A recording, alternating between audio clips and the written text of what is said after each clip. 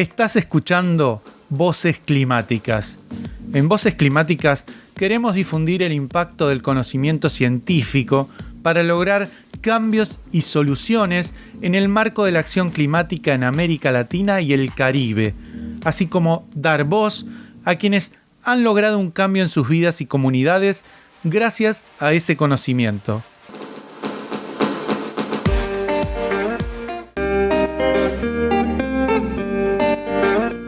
¿Qué importancia tienen los asuntos de género en la agricultura sostenible? ¿Cómo se puede promover una agricultura sostenible adaptada al clima y sensible al género? En este episodio de Voces Climáticas te presentamos la iniciativa Generando Evidencia sobre Agricultura Climáticamente Inteligente, Sensible al Género para informar políticas en Centroamérica, un proyecto de alianza de Biodiversity International y el Centro Internacional de Agricultura Tropical con apoyo del Centro Internacional de Investigaciones para el Desarrollo, IDRC, de Canadá. El objetivo general de este proyecto fue apoyar la ampliación de una agricultura climáticamente inteligente sensible al género como un mecanismo para aumentar la resiliencia y mejorar los medios de vida de los hogares vulnerables frente a los impactos relacionados con el clima. Centrado en 2 países, Guatemala y Honduras, tuvo como objetivo generar información, herramientas y procesos que apoyen la toma de decisiones en diferentes escalas, desde agricultores hasta niveles subnacionales, nacionales y regionales. Dialogamos con Osana Bonilla, bióloga líder de esta investigación, quien en primer lugar puso de relieve el rol fundamental de las mujeres en la agricultura en América Latina y el Caribe y la necesidad de reconocer y valorizar ese rol. En el ámbito rural, la agricultura es llevada a cabo mayoritariamente por mujeres. O sea, el rol femenino en la agricultura, no solo en América Latina, sino a nivel del mundo, es mayor y es predominante. O sea, la mujer, además de cumplir un rol fundamental en todos los temas de seguridad alimentaria, en ser cuidadoras, garantes del desarrollo de la familia, del sustento y de la educación, participan activamente en la agricultura, pero desafortunadamente generalmente ese rol es invisible porque no es remunerado. O sea, se asume como una tarea normal y adicional y muchas veces precisamente no está suficientemente, digamos, entendido y cuantificado y cualificado. Entonces, la mujer juega un rol predominante en la agricultura. Son un mecanismo garante de mejorar la seguridad alimentaria en los hogares. O sea, si no se abordan los temas y la participación de la mujer, podemos estar pasando al lado también de temas muy importantes en términos de seguridad alimentaria de todo el hogar, de toda la familia y a veces de las aldeas incluso, porque eso está en manos de la mujer. Aunque es claro el rol preponderante de la mujer en la agricultura sostenible, esta investigación buscó indagar en ciertos vacíos de conocimiento y recabar información clave para promover prácticas y políticas efectivas. Así se refirió Osana Bonilla acerca de esos vacíos de información y lo que buscaron sistematizar en el territorio. ¿Cuál es exactamente el rol de la mujer según los cultivos?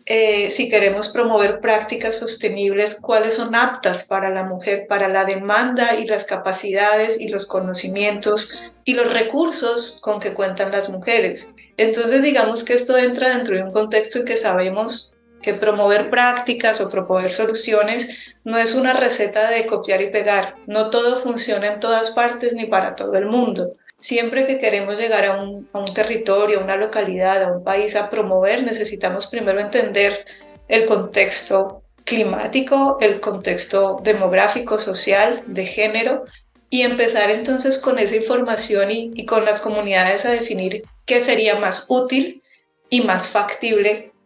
Entonces decidimos como continuar lo que estábamos haciendo en otros territorios, pero poner un énfasis especial en querer entender si queremos promover prácticas sostenibles adaptadas al clima en estos territorios de Centroamérica, ¿qué es lo que tenemos que entender primero? ¿Qué prácticas funcionan? ¿Cuáles son las necesidades, los intereses, las limitantes con que cuentan las mujeres? Si son las mismas de un país a otro, si son diferentes. O sea, ¿qué tenemos que tener en cuenta y qué tenemos que entender? nosotros, y cuando digo nosotros es en el sentido amplio, los que quieren promover proyectos de desarrollo, ya sean agencias de desarrollo, ya sean los mismos países, las instituciones, las ONGs, ¿qué conocimiento deben tener en cuenta? Lo segundo, ¿qué herramientas podríamos desarrollar para ayudarlos a hacerlo?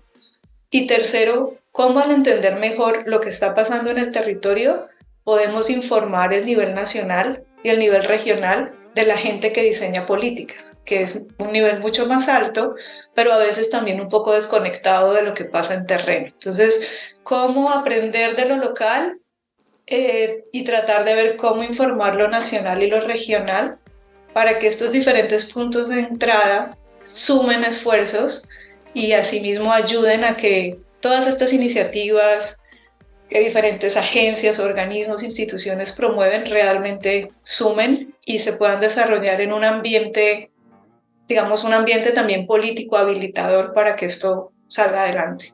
La investigadora describió los territorios en los que se desarrolló la investigación y destacó la importancia de trabajar con socios locales. El trabajo se enfocó en dos territorios geográficamente muy cercanos, ambos en el corredor seco centroamericano, uno en la localidad de Olopa, en Guatemala, y otro en la localidad de Santa Rita, del lado hondureño. Pero digamos que al lado y lado de la frontera, relativamente cercanos, pero con condiciones muy distintas. El territorio de Olopa caracterizado por una presencia alta de comunidades indígenas chortí, que también era interesante ver, tener como diferencias y similitudes. Entonces el proyecto se enfocó inicialmente en esos dos sitios y a nivel local lo que se buscaba era trabajar muy de la mano con unos socios locales. En este caso los socios eran ONGs. Uno era Azoresh, Asociación Campesina precisamente Chortí, del lado guatemalteco, y del lado hondureño trabajamos con CASM, la Comisión de Acción Social Menonita, porque precisamente la idea, nosotros siempre tratamos de ver a los socios así, era como sumar esfuerzos con gente que tenía mucha experticia y mucho conocimiento local para construir sobre las experticias que ellos ya tenían y dejarles también, digamos, conocimientos y aptitudes adicionales específicas en temas climáticos que ellos podían no tener tan desarrolladas. Este proyecto de investigación-acción se basó en una metodología de intervención que incorporó estrategias lúdicas y participativas con las familias de las comunidades involucradas. Además, resultó importante poner en práctica un sistema de monitoreo para recolectar evidencias sobre la eficiencia y la eficacia de las prácticas analizadas. Escuchemos a Osana Bonilla. Entonces lo que hicimos con estos socios locales, primero que todo, fue tratar de seleccionar ciertas familias, que no teníamos medios pues para trabajar, digamos, con todas las poblaciones, pero seleccionar algunas familias iniciales en las cuales nos íbamos a enfocar y ayudarlos a desarrollar metodologías de planificación de finca. Entonces, que los mismos agricultores empezaran también a entrar en el proceso de planificación. Y eso nos llevó también a desarrollar una metodología que ha seguido, mira, 3 años después sigue usándose mucho en la zona, que lo llamamos juegos económicos. Porque un reto que encontramos, y creo que pasa en muchas localidades rurales de América Latina e incluso de muchos otros continentes, es que para los campesinos a veces no es fácil planificar y proyectarse en algo que no es palpable y que de pronto pase. Tienen tantos retos inmediatos que solucionar que ellos están acostumbrados a pensar mucho en el corto plazo. Y entonces, y muchos, por ejemplo, no manejan, no sé, matemáticas y cálculos y tienen otras maneras de lidiar con eso. Entonces queríamos inventarnos una manera un poco lúdica que le permitiese a los agricultores imaginarse o simular qué pasa si yo adopto esta práctica o esta práctica y si yo sé que me cuesta tanto implementarla y que más o menos la ganancia que puedo tener es tanta. Era un poco un juego de mesa incluso y de grupos que nos tratábamos de inventar para que ellos jugando pudieran estar en la situación de imaginarse qué pasa así, pero no correr riesgos económicos reales. Entonces, incluso el proceso de la generación del juego fue muy bonito porque lo co-desarrollamos con los socios locales. O sea, llegamos con una idea inicial, un boceto, Y con ellos ya se pulió, ellos conocían muy bien a su población y a las comunidades, entonces qué podía ser más fácil de entender.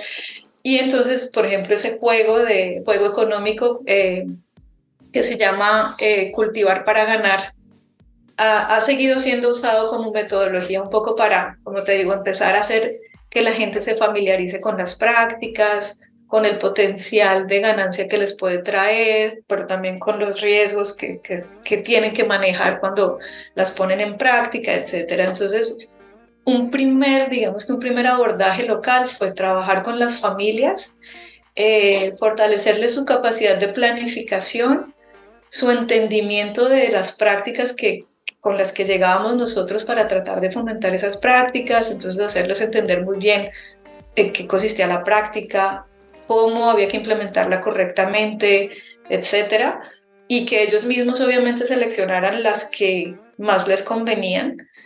Y, y luego, la segunda parte de este trabajo local, que fue muy importante, fue que generamos un sistema de monitoreo, diseñamos un sistema de monitoreo que a nivel científico para nosotros era de gran interés, porque nos iba a permitir recolectar evidencia real sobre efectivamente cuál es la percepción de eficiencia y eficacia de las prácticas, porque digamos que en el discurso todo el mundo dice promover prácticas obligatoriamente traerá un efecto positivo, pero la pregunta es dónde está la evidencia de eso.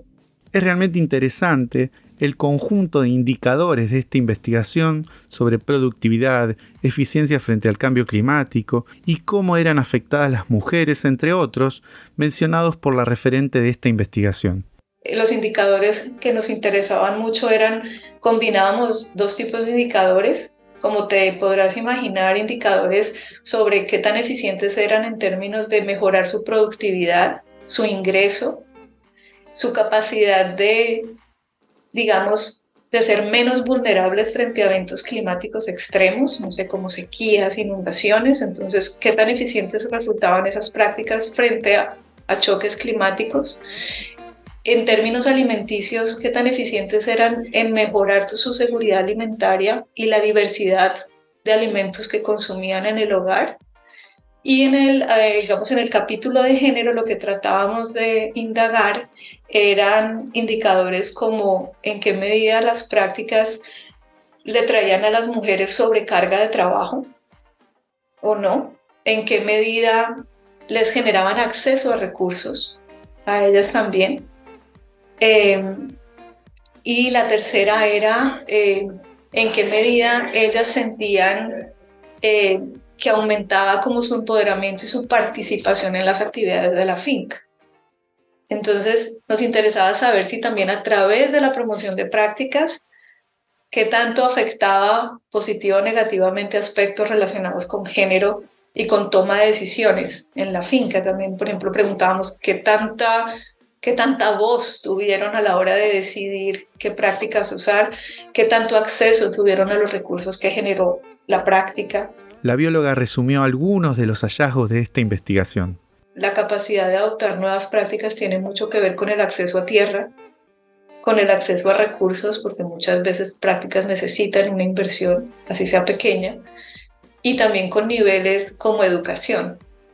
Entonces el mensaje central aquí también es cualquier entidad que quiera promover prácticas no es solamente llegar con una solución técnica, hay que asegurarse de que el entorno al que tienen acceso, de recursos al cual tienen acceso las mujeres, les va a permitir llevar a cabo y adoptar esas prácticas. Entonces esto también puede ser acceso a crédito. Datos muy importantes, interesantes salían en que a pesar de que la mujer casi no tiene ingresos directos de la agricultura, mejor dicho, casi no tiene ingresos de nada, y por lo tanto las mujeres podían ahorrar muchísimo menos que los hombres, veíamos que en su mayoría eran las mujeres que a la hora de hacer una inversión para aumentar su resiliencia frente al cambio climático, eran más las mujeres que iban a invertir en eso que los hombres, por ejemplo. Ellas también era claro que las prácticas que más adoptan son aquellas que pueden implementar. En Centroamérica hablan de patio, o sea, es la zona más cercana a la casa, no los lotes que ellos llaman fincas que están más lejos, Entonces tienen que ser prácticas que ellas puedan llevar a cabo cerca a la casa, en sus pequeños patios, porque tienen otras tareas que cumplir en la casa o con los niños, que generen ingreso, como te decía. Esto se mostró mucho en la época del COVID. Muchas de estas prácticas resultaron siendo adoptadas porque les generaban ingreso. Por ejemplo, empezamos a promover cosecha de agua, que también servía para cría de peces, que a su vez mejoraba la seguridad alimentaria en el hogar y les permitía vender. Entonces, es este tema de la importancia de entender la interseccionalidad, ¿no?, para la adopción es muy importante. Eso fue un mensaje clave del trabajo a nivel local y que también se transfiere e informa el diseño de proyectos a nivel nacional. Una intervención tiene que ser mucho más amplia si queremos crear un entorno favorable para la adopción de todas estas prácticas, y tiene que venir acompañado con fortalecimiento de conocimiento y de capacidades. Finalmente, Osana Bonilla contó los resultados de importancia para el diseño de políticas de agricultura sostenible, adaptada al clima y sensible al género que obtuvieron con esta iniciativa. El otro gran bloque del trabajo del proyecto fue a nivel nacional y de alguna manera regional. Trabajamos muy de la mano con los ministerios de Agricultura de los dos países y las unidades de género que tienen estos ministerios en los dos países. Y un proyecto muy bonito que también fue muy informado por la demanda que ellos expresaron, era que en ese momento ellos querían mostrar de manera eficiente cómo podían dar pasos hacia la implementación de la política regional de agricultura sostenible adaptada al clima que había desarrollado el SICA, el Sistema de Integración Regional. Entonces, los dos países estaban afiliados al SICA, tenían que implementar esta política regional. Esta política regional tenía una línea de género, pero no tenían herramientas para operativizar esto. Entonces, de esta necesidad surgió la iniciativa de crear una guía, un manual del paso a paso, para ayudarlos a entender cómo desde la planificación hasta la implementación y el monitoreo y evaluación de proyectos se puede integrar un lente de género. ¿Qué quiere decir integrar un lente de género y eso cómo se hace? Entonces también a través de una serie de 4 talleres participativos que hicimos con muchas instituciones nacionales en Guatemala, terminamos co-desarrollando este manual. Y lo que fue bonito fue que incluso después el ministerio y la unidad de género se apropiaron de él y también, por decir así, tradujeron pedazos de él en lenguajes todavía más sencillos para difundirlo a todos los extensionistas pues, del país, para que ellos también tuvieran más herramientas para integrar cómo le llego yo a las mujeres. ¿Qué quiere decir? ¿Cómo lo debo hacer? Y este primer manual, que primero empezó en Guatemala, después fue también adoptado y digamos que ajustado a las necesidades de Honduras. Entonces hicimos un proceso similar con el Ministerio de Agricultura y la Unidad de Género en Honduras. Y digamos que años después también esto ha seguido, su uso y su apropiación han continuado. Y a nivel regional, a nivel del SICA, también se estuvieron desarrollando muchos seminarios de capacitación a todo este conjunto de las ministras de la mujer, el COMCA, que es también un órgano del SICA. Entonces también tuvimos un programa de fortalecimiento de capacidades, de talleres con ellos, y llevamos a cabo un co-desarrollo de una hoja de ruta con el COMCA para también ver ellos cómo podían seguir implementando los aspectos de género a nivel regional. Entonces, digamos que yo diría que esos han sido o fueron los logros más importantes del proyecto a través de estas 2 escalas, digamos, una muy local, pero muy ligada también a los procesos de políticas nacionales y regionales. Hasta aquí llegamos con este episodio de Voces Climáticas. Voces Climáticas es una iniciativa del Centro Internacional de Investigaciones para el Desarrollo, IDRC de Canadá, Latin Clima, la Alianza Clima y Desarrollo CDKN, Fundación Futuro Latinoamericano, Claves 21 y el Centro Científico Tropical.